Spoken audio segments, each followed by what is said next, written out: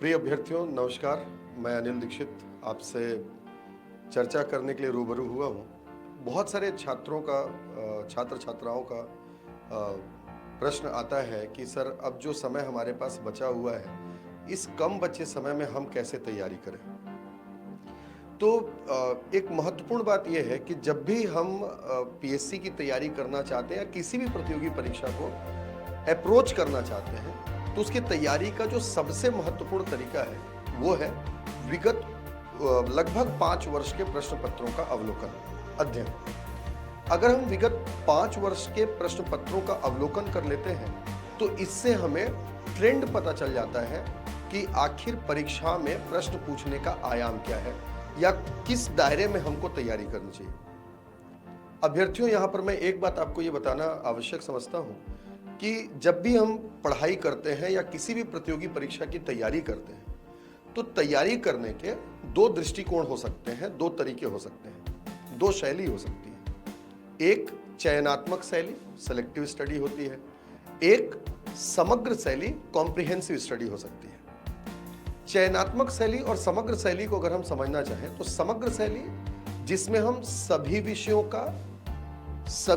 के सभी टॉपिक का गहन रूप से अध्ययन करते हैं, वो समग्र शैली है। चयनात्मक शैली सेलेक्टिव स्टडी में जब हम महत्वपूर्ण विषयों का चयन करके उनके महत्वपूर्ण टॉपिक्स का जब अध्ययन करते हैं तो इसे हम चयनात्मक शैली कहेंगे। समग्र शैली जब हम सारे विषयों का अध्ययन कर रहे हैं, सारे विषयों के सभी टॉपिक्स का अध्ययन कर रहे हैं, तो निसंदेह हमको समय भी ज़्यादा चाहिए होगा।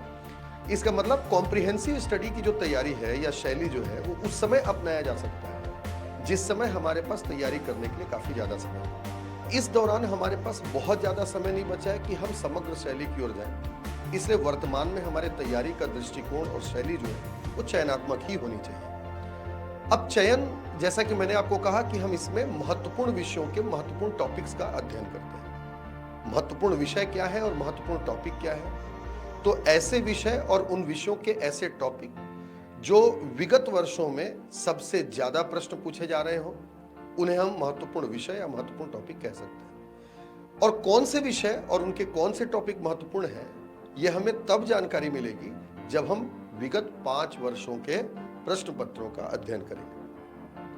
अगर हम विगत 5 वर्ष के यानी 2017 से 2021 तक के प्रश्न पत्रों का अध्ययन करें तो एक मोटा मोटी बाय एंड लार्ज अगर तौर पर हम देखें तो दिखाई देता है कि सबसे ज्यादा प्रश्न जो है आपका छत्तीसगढ़ से पूछे जा रहे हैं। ऑल्दो 50 तो नहीं पूछे जा रहे, लेकिन फिर भी सबसे ज्यादा प्रश्न छत्तीसगढ़ से पूछे जा रहे हैं। उसके बाद विगत 5 वर्षों में अगर आप देखेंगे तो भारत के संविधान एवं राज्य व्यवस्था, इंडियन पॉलिटी एंड कॉन्स्टिट्यूशन से सेकंड हाईएस्ट, लगभग ऑन एन एवरेज अगर देखेंगे तो 15 से 20 प्रश्न पूछे जा रहे हैं। लास्ट ईयर ये लगभग 22 प्रश्न पूछे गए थे। इसके बाद से ज्योग्राफी और एनवायरमेंट को मिलाकर के प्रश्न पूछे जा रहे हैं।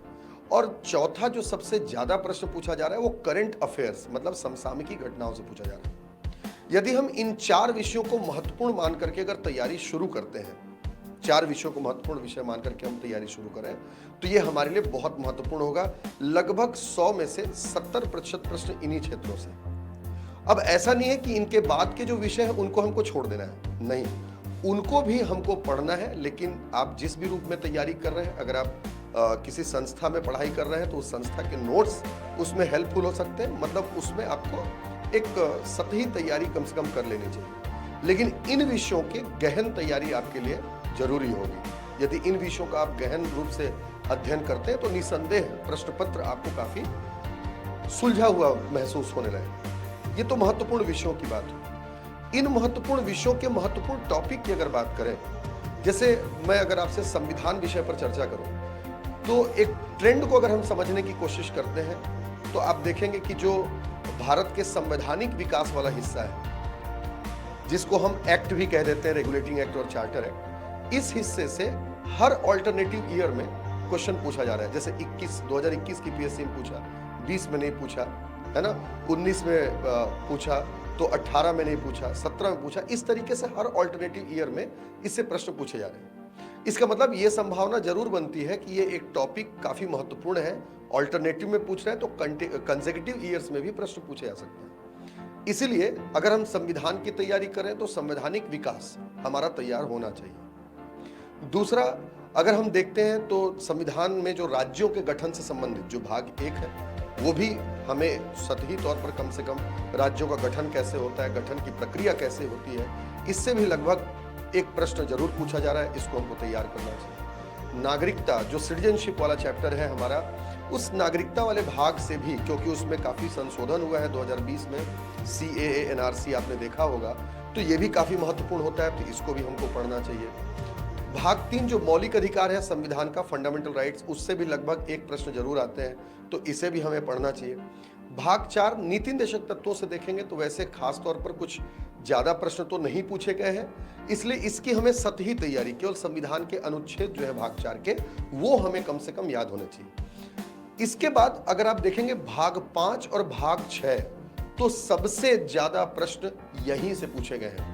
और खास तौर पर इस वर्ष जब राष्ट्रपति का चुनाव, उपराष्ट्रपति का चुनाव हुआ है, तो ऐसे में भाग 5 और 6 की प्रासंगिकता काफी ज्यादा बढ़ जाती है, तो इसे भी हमको पढ़ना अत्यंत आवश्यक है। इसके बाद जैसे भाग 9 जो पंचायत है, उसको हम छत्तीसगढ़ के संदर्भ में पढ़ लेते हैं। इसके बाद से आपका जो भाग 14 है, भाग 15 है, और आगे चल करके जो भाग 18 है और भाग 20, ये कुछ महत्वपूर्ण संविधान के विषय हैं। इसी तरीके से अगर आप हर 5 मतलब पिछले 5 वर्षों का अध्ययन करेंगे, तो हर महत्वपूर्ण विषय के हर महत्वपूर्ण शीर्षक को, टॉपिक को आप समझ पाएंगे। और उस टॉपिक को आइडेंटिफाई करने के बाद उस टॉपिक के चारों ओर की तैयारी करना आपके लिए बहुत जरूरी है। और अगर आप इस समग्र शैली, मतलब समग्र शैली के स्थान पर इस चयनात्मक शैली से तैयारी करते हैं, तो निसंदेह जब हम चयन करते हैं तो उसके सफल होने की प्रायिकता, संभावना 50% होती है। लेकिन अगर उसमें हम इस तार्किकता को शामिल करते हैं, चयन करने के दौरान पिछले वर्षों के प्रश्न पत्रों के विश्लेषण के आधार पर चयन करते हैं, तो निसंदेह ये इसकी प्रायिकता जो है 70 से 80% के आसपास हो जाएगी कि ये टॉपिक्स आपके कवर हो पाएंगे। तो बचे हुए इतने समय में इस चयनात्मक शैली को ही आपको अपनाना चाहिए। मैं आप लोगों के लिए एक प्रयास करने जा रहा हूं। जैसे मैंने अभी आपको बताया कि संविधान की अगर शुरुआत करें तो एक्ट से हमको शुरुआत करनी चाहिए, फिर भाग 1 पर आना चाहिए। तो मैं आप लोगों के लिए एक शुरुआत करने जा रहा हूं कि मैं अपने YouTube चैनल के माध्यम से आपकी ये तैयारी कोशिश करूंगा कि मैं पूरी करवा पाऊं। हर सैटरडे मैं आपके लिए एक टॉपिक लेकर के उपस्थित होऊंगा। जैसे शुरुआत हम एक्ट से करेंगे, इस एक्ट को पढ़ेंगे और इस प्रकार से हम कोशिश करेंगे कि चयनात्मक शैली के माध्यम से जो आपके लिए महत्वपूर्ण विषय है उसकी तैयारी हम करवा पाए। उम्मीद करता हूं कि आपको ये रणनीति पसंद आई होगी और आप बने रहें चैनल के साथ में, ताकि आप बहुत अच्छे से अपनी तैयारी को अंजाम दे सकें। आपके सुझाव सर्वथा आमंत्रित हैं। मैं पूर्ण रूप से प्रयास करूंगा कि आपकी सफलता में मेरा छोटा योगदान हो सके।